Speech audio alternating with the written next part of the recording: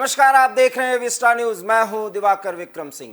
कांग्रेस का कायाकल्प हो जाएगा, हम भी ऐसा चाह रहे थे, लेकिन कायाकल्प होना तो दूर, उदयपुर चिंतन शिविर के बाद कांग्रेस की जो हालत हो रही है वो कम से कम उसकी झलकियां बहुत ही चिंतनीय, परेशान करने वाली और बहुत कुछ सोचने पर मजबूर कर रही हैं। वो स्थितियां वास्तव में चिंतन शिविर पर उस मुद्दे पर भी चर्चा हुई। जी हां, हम ये बात कर रहे हैं कि जब चिंतन शिविर की शुरुआत हुई अर्थात 13 मई, उस दिन से लेकर के और आज 18 मई के बीच कांग्रेस के 2 राज्यों के 2 दिग्गज नेता कांग्रेस छोड़ चुके हैं और उन्होंने सीधा बयान दिया कि शीर्ष नेतृत्व जिस तरीके से कांग्रेस की नैया को पार लगाने की कोशिश कर रहा है, कांग्रेस बर्बाद हो रही है। और सुनील जाखड़ जो पंजाब के वरिष्ठ कांग्रेस नेता हैं, उन्होंने तो यहां तक कहा कि कांग्रेस खटिया पर लेटी हुई स्थिति में है। और जब हार्दिक पटेल, गुजरात का एक युवा नेता जो कांग्रेस की नैया को पार लगाना चाहते थे और गुजरात में भारतीय जनता पार्टी के लगभग 3 दशक तक उस शासन को चुनौती देना चाहते थे जो लगभग अपराजेय स्थिति में है, शायद ये भारतीय जनता पार्टी मोदी मॉडल और गुजरात के विकास मॉडल का ये कारनामा है, ये करिश्मा है कि फिलहाल भारतीय जनता पार्टी को चुनौती देने की स्थिति में कोई नहीं है। लेकिन जब हार्दिक पटेल कांग्रेस में शामिल हुए थे और जिग्नेश मेवाड़ी जैसे नेता जो निर्दलीय रह करके कांग्रेस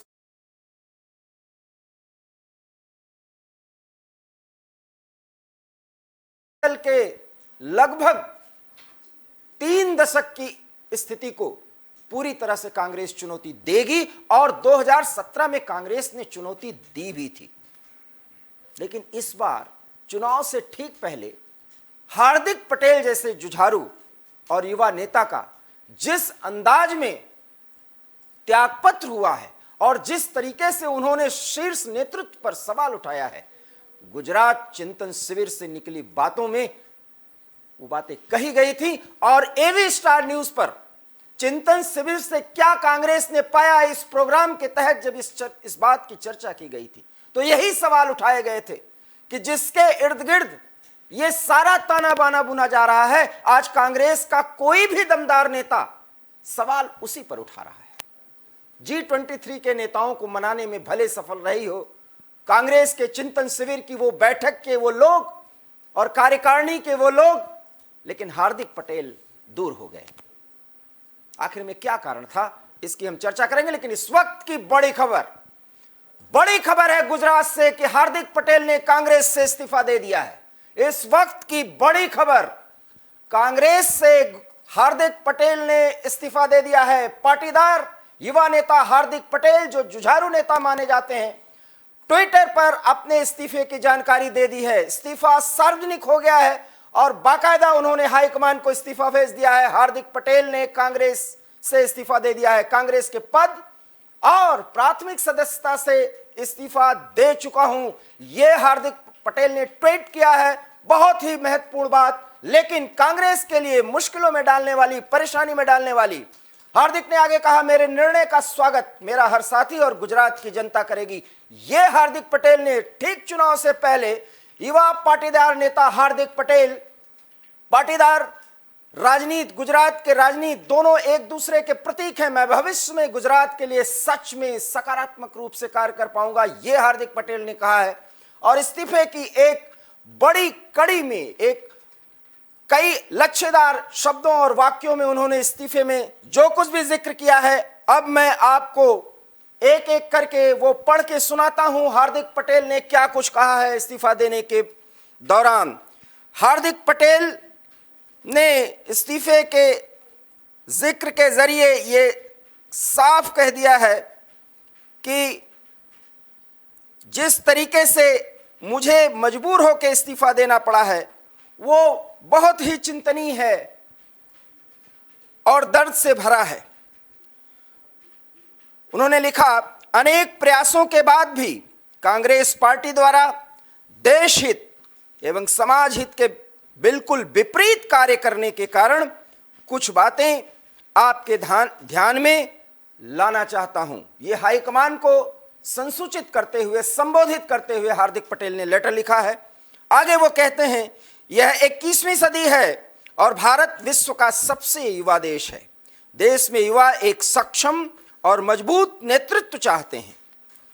पिछले लगभग 3 वर्षों में मैंने पाया है कि कांग्रेस पार्टी सिर्फ विरोध की राजनीति तक सीमित रह गई है, जबकि देश के लोगों को विरोध नहीं, एक ऐसा विकल्प चाहिए जो उनके भविष्य के बारे में सोचता हो, देश को आगे लाने की क्षमता रखता हो। अयोध्या में प्रभु श्री राम का मंदिर हो, सीएए एनआरसी का मुद्दा हो, जम्मू कश्मीर से धारा 370 हटाना हो अथवा जीएसटी लागू करने जैसे निर्णय हो, देश लंबे समय से इसका समाधान चाहता था और कांग्रेस पार्टी सिर्फ इसमें एक बाधा बनने का काम करती रही।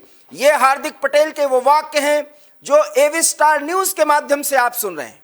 भारत देश हो, गुजरात हो या मेरा पटेल समाज हो, हर मुद्दे पर कांग्रेस का स्टैंड सिर्फ केंद्र सरकार का विरोध करने तक ही सीमित रहा है। कांग्रेस को लगभग देश के हर राज्य में जनता ने रिजेक्ट इसलिए किया है क्योंकि कांग्रेस पार्टी और पार्टी का नेतृत्व जनता के समक्ष एक बेसिक रोड मैप तक प्रस्तुत नहीं कर पाया है।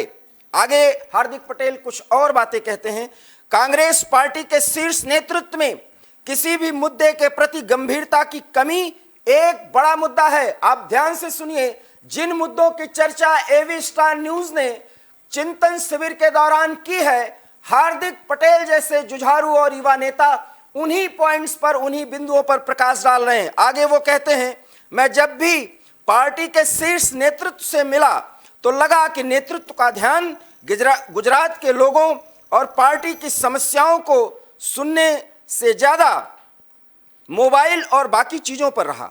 जब भी देश संकट में था, कांग्रेस को नेतृत्व की सबसे ज्यादा आवश्यकता थी, तो हमारे नेता विदेश में थे। आप देख सकते हैं वो सवाल किस पर उठा रहे हैं।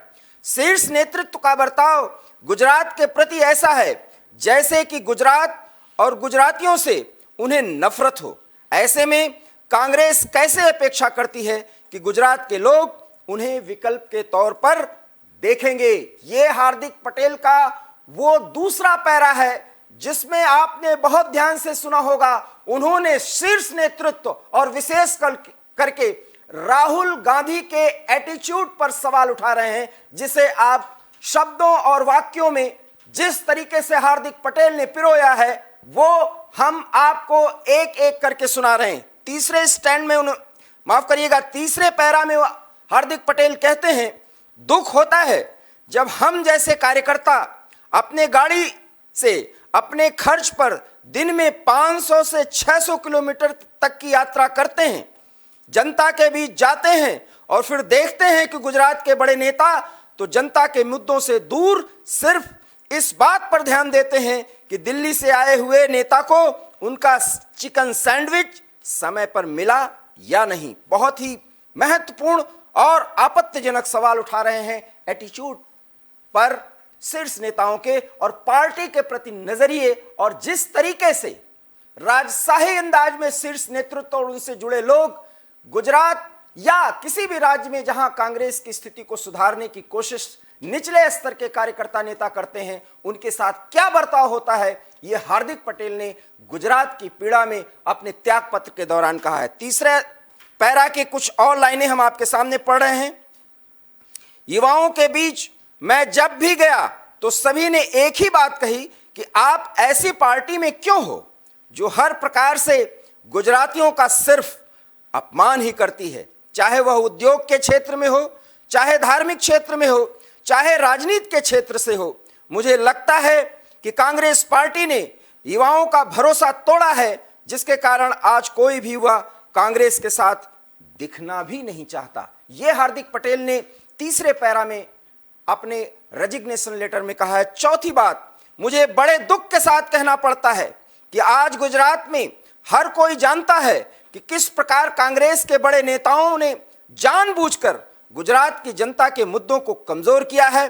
और इसके बदले में स्वयं बड़े आर्थिक फायदे उठाए हैं। राजनीतिक विचारधारा अलग हो सकती है, पर कांग्रेस के वरिष्ठ नेताओं का इस प्रकार बिक जाना, शब्दों पर ध्यान दीजिए, कांग्रेस के वरिष्ठ नेताओं का इस प्रकार बिक जाना प्रदेश की जनता के साथ बड़ा धोखा है, यह हार्दिक पटेल ने आरोप लगाया है। AB star news Hardik Patel ने रेजिग्नेशन लेटर में जो जो बातें कही हैं उनको आपको क्रमवार सुनाने की कोशिश कर रहा है। उन्होंने आगे कहा, राजनीति में सक्रिय हर व्यक्ति का धर्म होता है कि जनता के लिए कार्य करता रहे, लेकिन अफसोस की बात है कि कांग्रेस पार्टी गुजरात की जनता के लिए कुछ करना ही नहीं चाहती। इसलिए जब मैं गुजरात के लिए कुछ करना चाहता था तो पार्टी ने सिर्फ मेरा तिरस्कार किया है। मैंने सोचा नहीं था कि कांग्रेस पार्टी का नेतृत्व हमारे प्रदेश, हमारे समाज, विशेष तौर पर युवाओं के लिए इस प्रकार द्वेष अपने मन में रखता है। सोचिए, हार्दिक पटेल ने एक कांग्रेसी नेता के तौर पर जो फील किया कि कांग्रेस का शीर्ष नेतृत्व गुजरातियों से नफरत करता है। अब आप सोच सकते हैं कि कितनी बड़ी चोट उन्होंने सोनिया गांधी, राहुल गांधी और प्रियंका गांधी वाड्रा पर उठाए हैं और उनसे जुड़े राजनीतिक विश्लेषकों और कांग्रेस से जुड़े उन रणनीतिकारों के नजरिए पर हार्दिक पटेल ने सवाल उठाया है। चुनाव से ठीक पहले अगर गुजरात की जनता में हार्दिक पटेल की ये बातें पूरी तरह से स्प्रेड हुई और उसका मंथन और मनन किया गया तो निश्चित रूप से एक बहुत बड़ा सेटबैक कांग्रेस को लग सकता है। हालांकि कांग्रेस हाशिए की स्थिति में गुजरात में भी है, क्योंकि कई ऐसे नेता इसके पहले अपनी नाराजगी जता चुके हैं। और अंतिम पैरा में वो कहते हैं, आज मैं बड़ी हिम्मत करके कांग्रेस पार्टी के सभी पद और पार्टी की प्राथमिक सदस्यता से इस्तीफा देता हूं। मुझे विश्वास है कि मेरे इस निर्णय का स्वागत मेरा हर साथी और गुजरात की जनता करेगी। मैं भी मानता हूं कि मेरे इस कदम के बाद मैं भविष्य के समग्र गुजरात के लिए सच में सकारात्मक रूप से कार्य कर पाऊंगा। जनता से मिले प्रेम का ऋण चुकाने के लिए मैं सदैव प्रयास करता रहूंगा। ये बात हार्दिक पटेल ने अपने उस रेजिग्नेशन लेटर के दौरान और विषय को बाकायदा संबोधित करते हुए, निहित करते हुए उन्होंने कहा कि कांग्रेस पार्टी पूरी तरीके से गुजरात के लिए महत्वहीन हो चुकी है।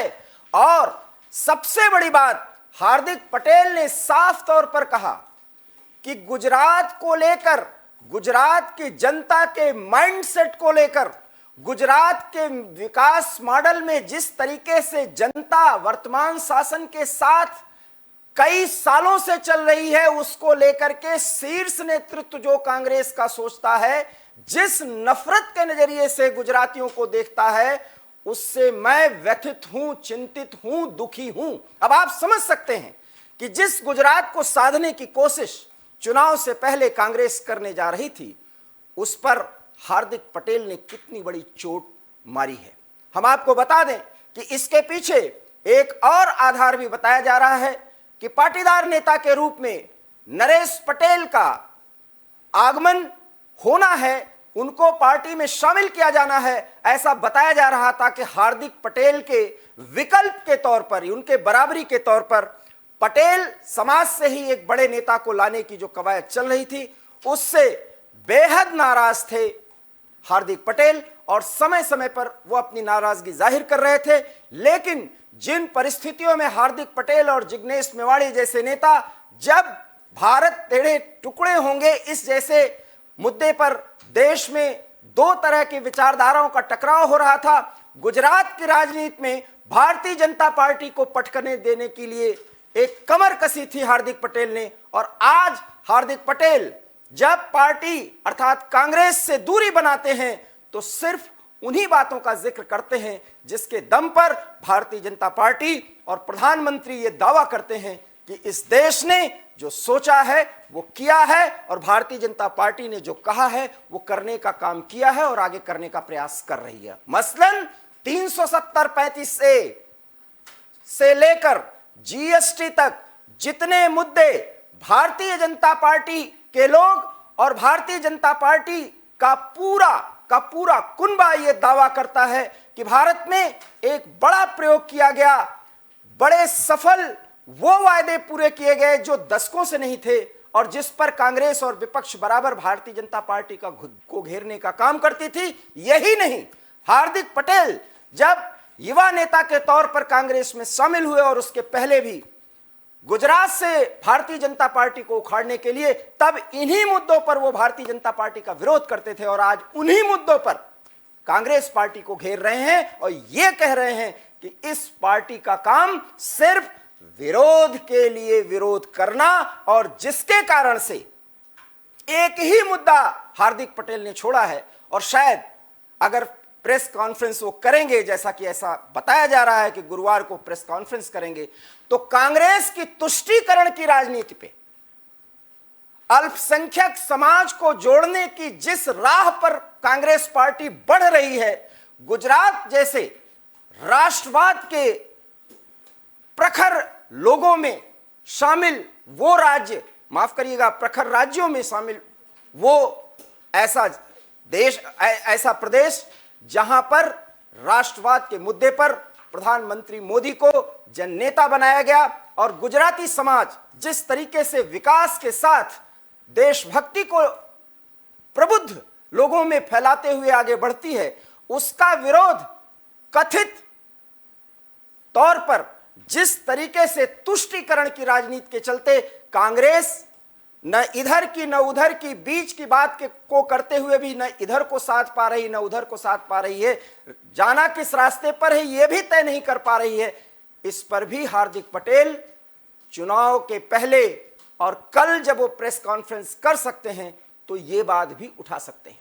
आखिर में एक ऐसा नेता जिसे युवा तुर्क के तौर पर गुजरात की राजनीति में कांग्रेस का एक प्रतीक पुरुष माना जाने लगा था, उस व्यक्ति को चुनाव से पहले इस तरीके से त्यागपत्र देने की जरूरत क्यों पड़ी?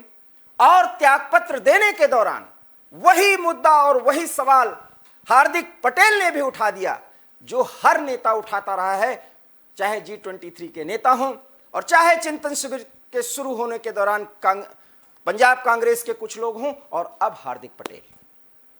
आप समझ सकते हैं कांग्रेस इस चिंतन शिविर में जिस चिंता पर चिंतन करती नजर आई, उस चिंता की लकीरें अब ज्यादा बढ़ने वाली हैं, क्योंकि जहां चिंतन वास्तव में किया जाना था, जहां बदलाव किया जाना था, वहां कांग्रेस मूक रह गई। और इन्हीं बातों से बार बार एविजन स्टार न्यूज पर यह सवाल उठाए जाते रहे हैं कि यह देश चाहता है कि एक विकल्प के तौर पर मजबूत विपक्षी दल के तौर पर कांग्रेस आगे आए, लेकिन आज कांग्रेस की स्थिति क्या हो रही है उसके पीछे सिर्फ और सिर्फ एक कारण है, और वो ये है कि जिस शीर्ष नेतृत्व पर हर नेता सवाल उठा रहा है वो हो शीर्ष नेतृत्व। उस पर सवाल उठाने का मतलब उस नेता का कांग्रेस में मिट्टी पलीत होना, और हार्दिक पटेल की स्थिति यही बनाने की जा रही थी।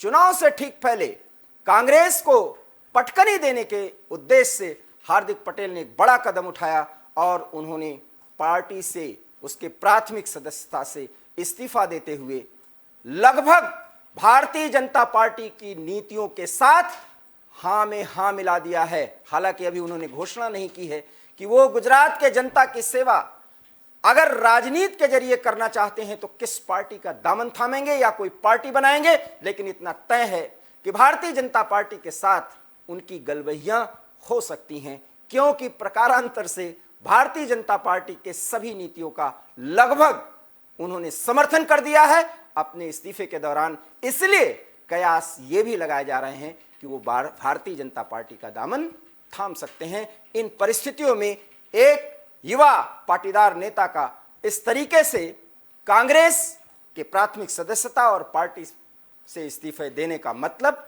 आप समझ सकते हैं कि गुजरात में जो कांग्रेस भारतीय जनता पार्टी के विजय रथ को रोकने की कोशिश कर रही थी, कमर कस रही थी, उसको बड़ा झटका लगा है। और हार्दिक पटेल का इस्तीफा आज के दिन की एक बड़ी राजनीतिक खबर है। एबी स्टार न्यूज में इतना ही। देश और दुनिया की बड़ी खबरों के लिए आप देखते रहिए एबी स्टार न्यूज, क्योंकि यहां खबरों का सिलसिला कभी नहीं थमता। फिलहाल दीजिए इजाजत, नमस्कार।